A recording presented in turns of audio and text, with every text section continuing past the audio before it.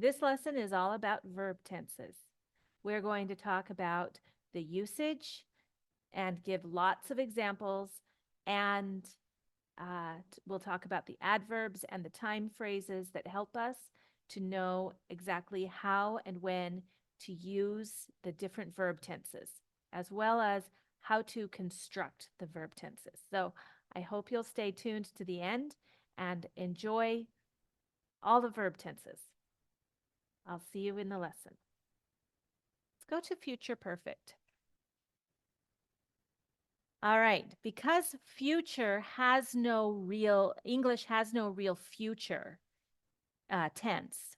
Instead, we use will, which is a present tense modal verb, or going to, I am going to, which is actually a present continuous formation. Will, or the future, looks a little different.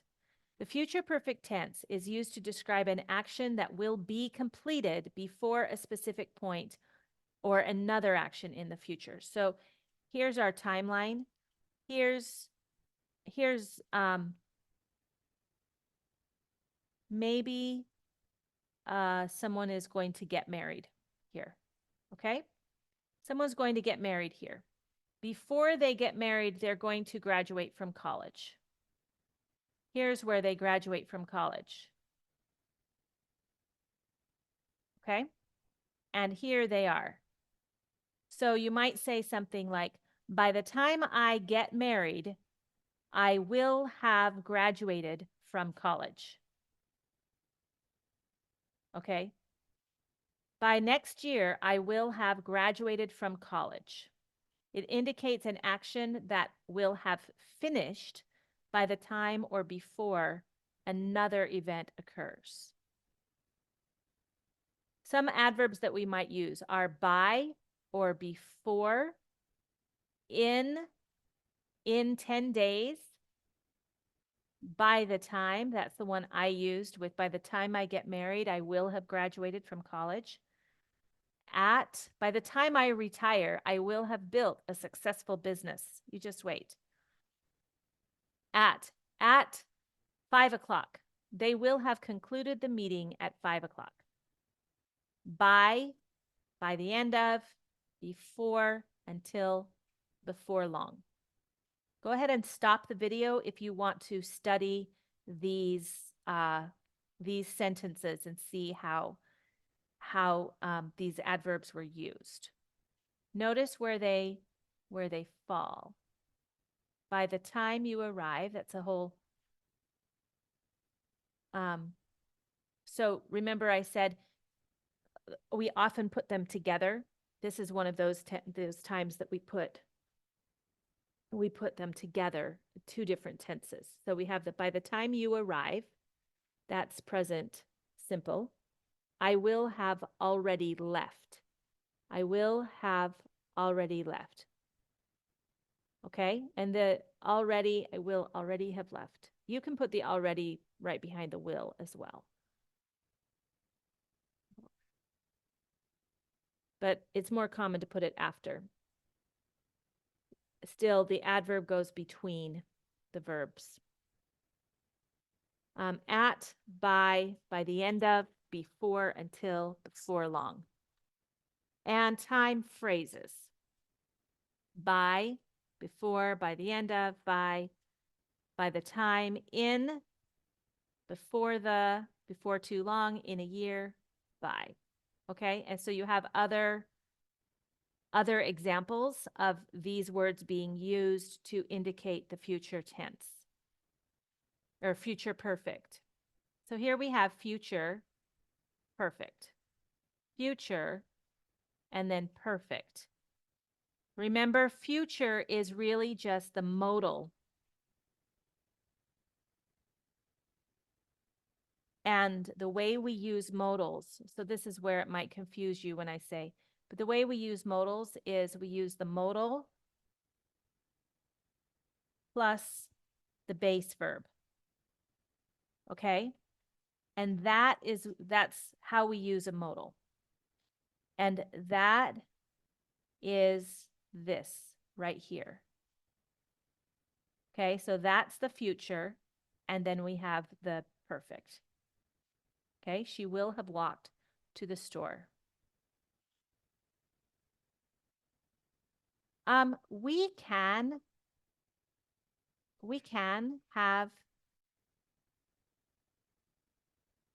you might hear she's going to have walked to the store, but it kind of gets long. She is going to have walked to the store. She's going to have walked to the store. But because that gets so long, we generally don't use the going to in the future perfect. If you said she's going to have walked to the store, we will all understand you. It's just longer than we would say. So we usually say she'll have walked to the store. That's not the case for future simple. The going to for future simple is more common than the will for future simple. All right. Negative future statements. She will not have walked to the store. And again, I'm not going to really put the going to here form here because it's so long with all of the verbs that we usually don't say she isn't going to have walked to the store. It's just really long. So we cut that down to she will have walked to the store. English wants to be concise. We like to say things in shorter sentences.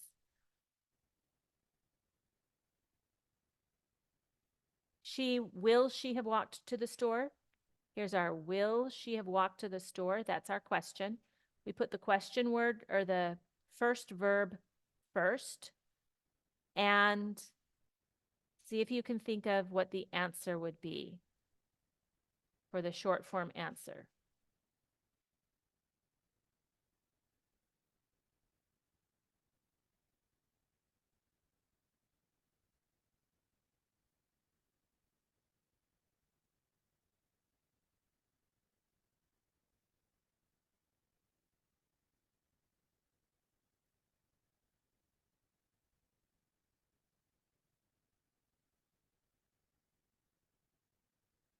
All right. Now this is a little bit different. Usually you'll just need to use the yes, she will. But because future is indicated by the modal plus the base, we have to bring it into, so we're looking at modal plus the base, which is will and have together.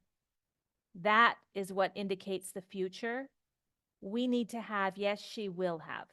No, she won't have. Okay?